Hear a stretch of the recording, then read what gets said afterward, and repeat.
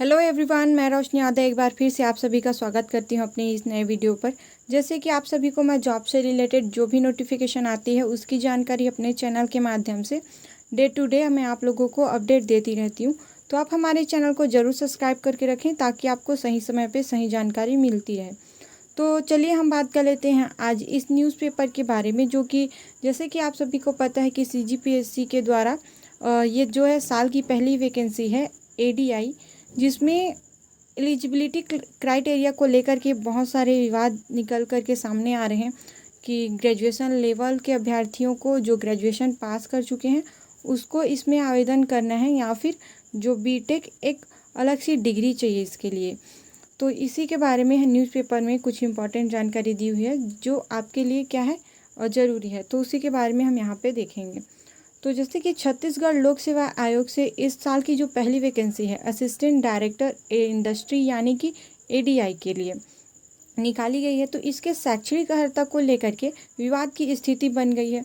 इस पद के लिए न्यूनतम शैक्षणिक योग्यता किसी भी विषय में इंजीनियरिंग की उपाधि यानी कि BE या BTech अथवा औद्योगिक रसायन वाणिज्य अर्थशास्त्र भौतिक रसायन में स्नातकोत्तर होना चाहिए अथवा मान्यता प्राप्त संस्थान से MBA या PGMA है। जबकि युवाओं के एक वर्ग की ओर से यह मांग की जा रही है कि इस पद के लिए सिर्फ स्नातक को आधार बनाया जाए ताकि ज़्यादा से ज़्यादा जो युवा हैं वो परीक्षा में शामिल होने का उनको मौका मिल पाए।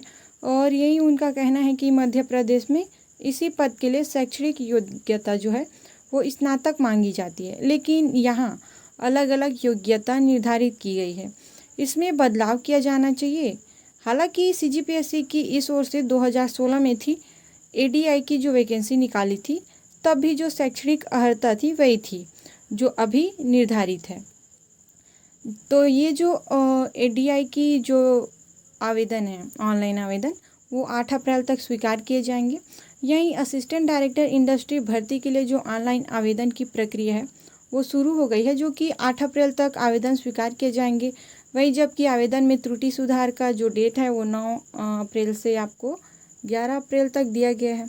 और आवेदन शुल्क बाहर के निवासी जो हैं उनके लिए 400 रखा गया है और स्थानीय निवासी के लिए फ्री है और शुल्क नहीं लगेगा। और जो आयु सीमा है वो 1 जनवरी 2025 से काउंट होगी, जो कि 21 वर्ष से 30 वर्ष के अभ्यर्थी यहाँ पे आवेदन कर सकते हैं। और वहीं जिस तरीके से गवर्नमेंट छूट देती है आयु सीमा में, वही 35 वर्ष में 5 वर्ष की छूट भी दी गई है। अधिकतम आयु में आपका 40 वर्ष होना है। तो जो सिलेबस है अन्य परीक्षाओं जैसे कि टेक्निकल टॉपिक्स नहीं है इसमें। युवाओं के एक वर्ग ने कहा है कि असिस्टेंट डायरेक्टर इंडस्ट्री व मैनेजर भर्ती के लिए जो सिलेबस है उसमें तकनीकी टॉपिक्स नहीं है।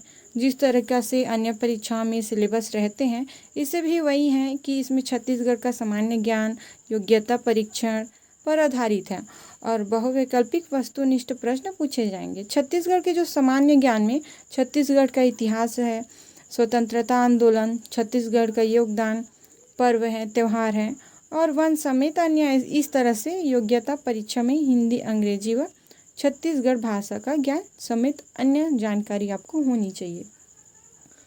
तो ये तो आगे पता चलेगा कि क्या वाकई में इसके लिए जो अभ्यर्थी स्नातक कर चुके हैं वही एलिजिबल रहेंगे या फिर इसके लिए अलग जो है आपका विषय होगा, जो कि BTech ये औद्योगिकी जो भी रहते हैं। वैसे तो स्नातक ही होना चाहिए ताकि अभ्यर्थी जो है शामिल हो पाए, क्योंकि एक जॉब का जो है मौका सबको मिले। चलिए फिर हम मिलते हैं अपनी नेक्स्ट वीडियो पे।